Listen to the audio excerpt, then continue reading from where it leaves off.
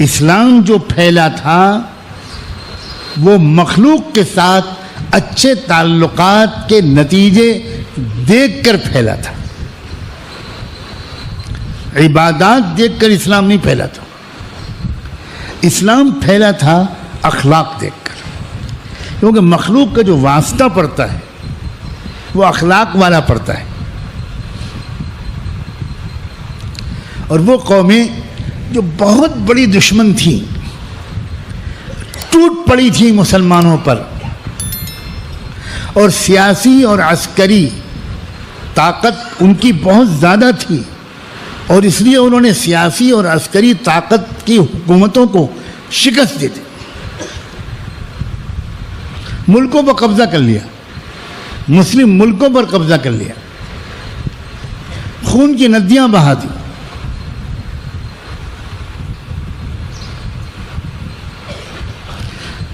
دریاؤں کے رنگ بدل گئے, پانی کا رنگ بدل گیا, اتنا لاکھوں کو مارا. لیکن پھر کیا ہوا؟ اب جب ملک میں آ کر بس گئے وہ اور وہی حکومت سنبھال لی انہوں نے, تو ان کا سابقہ پڑا عام مسلمانوں سے. جو بگاڑ آیا تھا وہ زیادہ آیا تھا حکام کے طبقے میں, عیاش مالداروں کے طبقے میں, ان میں بگاڑ آیا تھا. لیکن عام لوگ بہت نیک صالح, بھولے بھالے, پاک دامن اور اچھے لوگ تھے. عام لوگوں سے جب سابقہ پڑا تو وہ قومیں جو حکومتوں کو ہرا چکی تھیں وہ عوام کے اخلاق سے ہار گئیں. فاتح قومیں مفتوح بن گئی. جو دلوں کو فتح کر لے وہی فاتح زمانہ. اور آج آپ کو حیرت ہوگی, اور میری بیٹیاں اور بہنیں اگر اس بات کو سن رہی ہوں تو میں ان کو خاص طور پر متوجہ کرنا چاہتا ہوں کہ وہ وحشی تاتاری بربریت کی علمبردار قوم جس نے مسلمانوں پر, عالم اسلام پر, بغداد پر, پائے تخت بغداد پر حملہ کر کے اینٹ سے اینٹ بجا دی تھی, خون کی ندیاں بہا دی تھیں, ان حکمرانوں کے دل بدلنے کا کام مسلمانوں کی پاک دامن بیٹیوں نے کیا, عورتوں نے کیا. یہ تاریخ کا عجب قصہ ہے.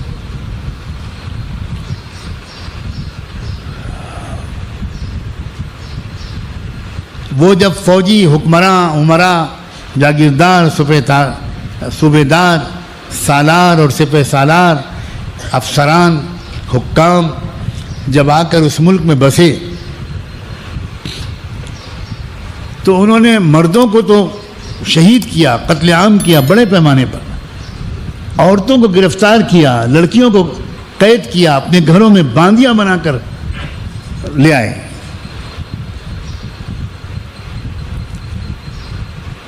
یہ عورتیں اور یہ لڑکیاں اکثر تقوی والی تھیں, پاک دامن تھیں. یہ گرفتار ہو کر, قید ہو کر چلی تو آئیں, بے بس تھیں, بے سہارا تھیں. لیکن راتوں کی تنہائیوں میں انہوں نے اللہ سے دعائیں مانگنی شروع کی کہ اللہ ہم بے بس, مظلوم اور بے سہارا اپنی بندیوں پر اتنا تو رحم کر دیجئے کہ ہماری عزتیں محفوظ رہیں. پھر انہوں نے ان کے گھر کی عورتوں سے خوشامد کرنی شروع کی. اپنے کو گرفتار کر کے لانے والے حکمرانوں اور افسروں کی گھر کی عورتوں سے خوشامد کرنی شروع کی کہ ہم 24 گھنٹے آپ سب کی خدمت کریں گے. ایک بات آپ کے ہاتھ جوڑ کر کہتے ہیں, اپنے گھر کے مردوں سے ہماری سفارش کر دیجئے کہ ہماری عزت محفوظ رکھیں, ہم اور کچھ نہیں مانگتے. عورتوں کے دل نرم ہو گیا, اور اللہ دلوں کا بدلنے والا ہوتا ہے.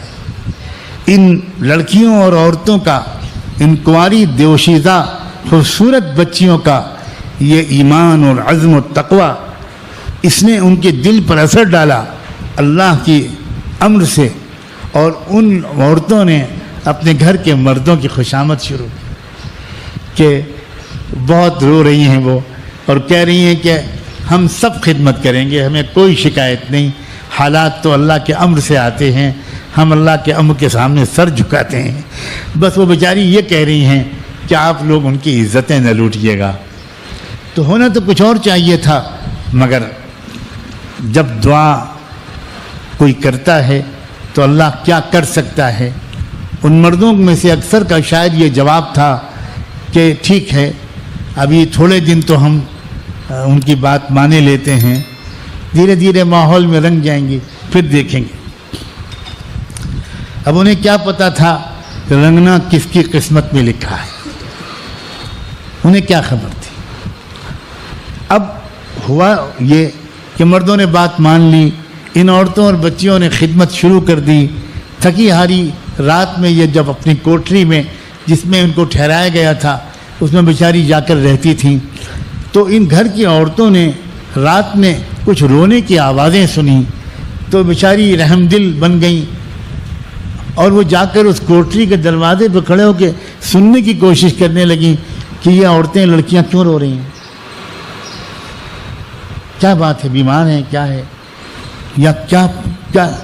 تو ان کو کچھ عجیب سی بات محسوس ہوئی، اور کان لگائے، دعائیں سنی۔ تو دعا کیا مانگ رہی تھی لڑکیاں؟ اللہ اتنا بڑا احسان اس گھر کے مالک نے کیا ہے، اتنے دن ہو گئے آج تک میری عزت نہیں لوٹی۔ احسان کے بدلے میں احسان کرنا آپ ہمیشہ پسند کرتے ہیں، میں تو ایک باندی ہوں، مظلوم اور قیدی ہوں، میں ان پر کیا احسان کر سکتی ہوں۔ اس احسان کے بدلے اپنے خزانے کی سب سے قیمتی نعمت اللہ اس گھر کے مرد کو دے دیجئے، ایمان دے دیجئے، ہدایت دے دیجئے۔ اللہ، اب وہ عورت حیران رہ گئی، یہ کون لڑکیاں ہیں بھائی، ان کی کیا تربیت ہوئی ہے؟ نہ یہ جہنم کی بد دعا کر رہی ہیں، نہ آزادی کی دعا کر رہی ہیں، یہ کیا اونچی سوچ ہے۔ پھر دوسری رات میں، پھر تیسری رات میں، یہاں تک کہ رہا نہ گیا تو اس عورت نے دروازہ کھٹکھٹایا، گھر کی مالکہ نے، اور بیچاری ڈرتے ڈرتے آنسو پوچھ کر دروازہ کھولا۔ اب وہ مالکن کو سامنے دیکھ کر وزیر کی بیوی، جنرل کی بیوی، افسر کی بیوی، وہ گھبرا گئی۔ جی سرکار، جی کیا حکم ہے؟ حکم نہیں ہے، بیٹھو بیٹھو، ادھر بیٹھو۔ تم بچہ کیا مانگ رہی تھی؟ نہیں کچھ نہیں، بس وہ نہیں ڈرو مت، میں کئی دن سے سن رہی ہوں۔ اب اس نے کہا کہ مالکن اور کیا میں کہہ سکتی ہوں، اتنا بڑا احسان ہے، وہ کچھ بھی کر سکتے تھے، میں تو کچھ بھی نہیں کر سکتی تھی، میں اللہ سے یہ مانگ رہی ہوں ان مالک کے احسان کے بدلے اپنے خزانے کے سب سے قیمتی دولت کو ان کے نشاور کر دیجئے۔ تو اس نے پوچھا بیٹا اللہ کے خزانے کی سب سے قیمتی دولت کیا ہوتی ہے؟ تو اس عورت نے کہا ایمان ہوتا ہے۔ تو اچھا سنو، ایسا کرو مجھے ایمان سکھا دو۔ اب وہ عورت لڑکی حیران، مالکن نہیں بیٹا میں کسی سے نہیں کہوں گی، تم مجھے ایمان سکھا دو، ان کی باری کب آئے گی میں نہیں جانتی، لیکن مجھے ایمان سکھا دو۔ میں دیکھ رہی ہوں کہ تم کتنی پاک دامن ہو، کتنی ایماندار ہو، آج تک تم نے ایک پھل کا چھلکا بھی اپنی جگہ سے الگ نہیں کیا، اب جو تم دعا مجھے ایمان۔ چنانچہ چپکے سے اس کمزور قیدی گرفتار لڑکی نے اپنی اندھیری کوٹری میں بیٹھ کر اس کروڑ پتی ارب پتی افسر کی بیوی کو کلمہ پڑھایا اور کہا مالکن اس کو ابھی چھپائے رکھنا۔ ہاں میں سب سمجھتی ہوں، میں بالکل ظاہر نہیں کروں گی۔ ایک دو تیسرے افسر کے یہاں بھی، چوتھے افسر کے یہاں بھی، پانچویں جنرل کے یہاں بھی، یہاں تک کہ گھر گھر ان افسران کے یہاں، ان جنرلوں کے یہاں، ان کے اخلاق کی وجہ سے، ان کی خدمت کی وجہ سے، ان کے سلیقے کی وجہ سے، اور رب سے تعلق کے مضبوط ہونے کی وجہ سے، اور مخلوق سے تعلق کے بہتر ہونے کی برکت سے عجب دور آیا کہ گھر گھر چپکے چپکے ایمان داخل ہو۔ اب کسی کو پتہ نہیں ہے، ہر ایک سمجھ رہا ہے میں نے اکیلے فیصلہ کیا، ہر گھر کے مرد اور عورت یہ سمجھ رہی ہے کہ میں اکیلا ایمان لایا ہوں، اب کسی کو بتانا نہیں ہے۔ یہاں تک کہ جب وہ وقت آیا تو پھر اللہ نے اسباب بنائے، اللہ بہانے بناتا ہے، اللہ اسباب بناتا ہے، کوئی تحریک اسباب نہیں بنا سکتی، اللہ اسباب بنا سکتی۔ چنانچہ سبب بنا اس بادشاہ کا شہزادہ شکار کے لیے نکلا پورے قافلے کے ساتھ، اور شکاری کتوں کو لے کر نکلا۔ جب شہزادے کا قافلہ جاتا تھا تو بہت پہلے سے پورے جنگل کے راستے کو صاف کر دیا جاتا تھا، پورا صفائی ہو جاتی تھی، کسی بھی انسان کا اس راستے سے گزرنے پر پابندی لگ جاتی تھی، پوری سڑک خالی کر دی جاتی تھی۔ لیکن دیکھا کہ قافلے کے سامنے سے کوئی بزرگ شخصیت گزر رہی ہے، کوئی بڑے میاں گزر رہے ہیں۔ شہزادے کو غصہ آ گیا، اپنی سیکورٹی کے لوگوں کو اس نے ڈانٹا کہ یہ کیا ہے، یہ کیسے نکل آیا بوڑھا؟ کیونکہ سرکار ہم نے تو بہت محنت کی تھی، اعلان بھی کر دیا تھا، پکڑ کے لاؤ، گرفتار کر کے لاؤ اس کو۔ حکم ہو گیا، اس بابا کو، اس بزرگ کو گرفتار کر کے لایا گیا۔ شہزادے نے بڑے مذاق اڑانے کے لہجے میں کہا، ایک بات پوچھنا چاہتا ہوں، جواب دو۔ جی فرمائیے، یہ بتاؤ کہ میں بہتر ہوں یا میرا کتا؟ ان بزرگ نے بہت ہی ادب کے ساتھ ٹھنڈے لب و لہجے میں جواب دیا، شہزادہ عالی مقام، اگر میری مغفرت ہو گئی اور اللہ نے بغیر جہنم میں بھیجے مجھے جنت میں بھیج دیا تب تو میں بہتر ہوں، ورنہ آپ کا کتا مجھ سے بہتر ہے۔ اب وہ حیران رہ گیا، یہ جواب سن کر اس کا سارا غصہ، تکبر، غرور، شاہی نخوت، پندار سب ختم ہو۔ اس نے کہا قریب لاؤ میرے، یہ بتائیے کہ آپ کو اتنے میرے سوال پر غصہ نہیں آیا؟ تو اس نے کہا کہ نہیں حضور، اللہ کے بندے اللہ کے بندوں پر غصہ نہیں کرتے، اللہ کے بندے اللہ کے بندوں کو معاف کرتے، اور اللہ کے بندے برائیوں کا جواب بھلائیوں سے دیتے۔ شہزادے نے کہا کہ یہ آپ کو کس نے سکھایا؟ یہ کہاں سے آپ کو حکمت کی باتیں معلوم ہیں؟ تو ان کا میرے نبی محمد الرسول اللہ صلی اللہ علیہ وسلم۔ بس شہزادے نے صرف اتنا کہا کہ ابھی میں آپ سے اتنا کہہ سکتا ہوں کہ جب کبھی آپ کو خبر ملے کہ اب میں بادشاہ بنا دیا گیا، مجھے شہنشاہی تاج پہنا دیا گیا، تو آپ ذرا میرے پاس آنے کی کوشش کیجیے گا، آئیے گا۔ بزرگ نے کہا کہ بہت اچھا۔ کچھ مدت کے بعد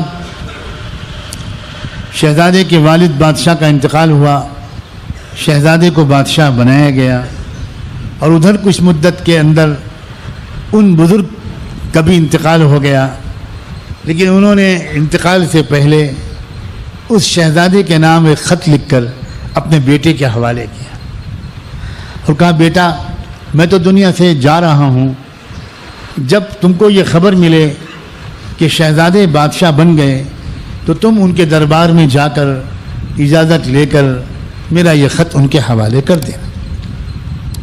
بیٹے نے کہا بہت اچھا۔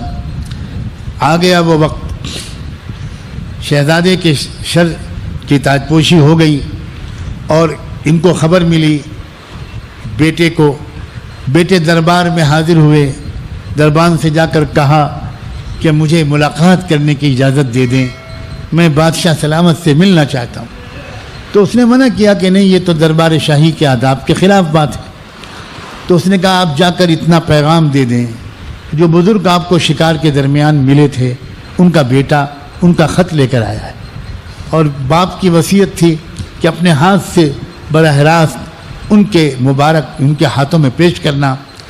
پیغام پہنچا، جواب میں اس نے فوراً بلا لیا، طلب کر لیا، لے کر آؤ۔ دربار خاص میں تنہائی میں ملاقات کا موقع دیا۔ انہوں نے، بیٹے نے وہ خط پیش کیا، وہ خط اس باپ کا لکھا ہوا کہ آپ نے کہا تھا کہ جب میں بادشاہ بن جاؤں تو میرے پاس آنا، اب میں تو دنیا سے جا رہا ہوں، میں یہ خط چھوڑ کر جا رہا ہوں، جب وہ وقت آئے گا تو بیٹا شاید یہ خط آپ تک پہنچا دے، اب جو آپ کو کہنا ہو بیٹے سے کہہ دیں۔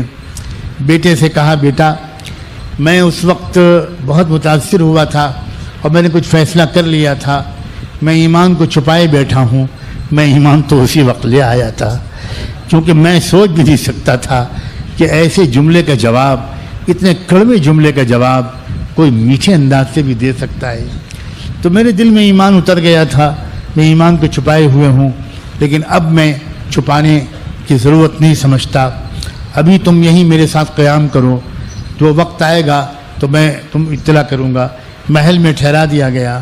اگلے دن فجر کی نماز کے وقت غالباً یا کسی اور نماز کے وقت شہزادے نے حکم دیا کہ بھئی قلعے کی دیوار اور فصیل پر کھڑے ہو کر، محل کے فصیل پر کھڑے ہو کر اذان دی جائے۔ لوگ حیران رہ گئے، جس سے کہا وہ بھی اپنے ایمان کو چھپائے ہوئے تھا، اس کی آنکھ میں آنسو آ گئے۔ اس نے قلعے کی فصیل پر کھڑے ہو کر اذان دینی شروع کی۔ اذان کی آواز گونجی تو سارے علاقے کے لوگ جوک در جوک ٹوٹ پڑے۔ تو شہزادے کو اطلاع دی گئی کہ لوگ آ رہے ہیں، کیا ہوگا؟ وہ یہ سمجھ رہے تھے کچھ لوگ کہ شاید حملہ کرنے کے ارادے سے آ رہے ہیں۔ شہزادے نے کہا محل کے دروازے کھول دو، آج میں کچھ اعلان کرنا چاہتا ہوں، سب کو اندر بلاؤ۔ سب کو اندر بلایا۔ شہزادے نے کہا بہت عرصے سے میں لا الہ الا اللہ محمد الرسول اللہ کا کلمہ قبول کر چکا ہوں، اب وقت آ گیا ہے کہ میں اس کا اعلان کرتا ہوں۔ ابھی اذان ہوئی ہے، ابھی نماز با جماعت ہوگی۔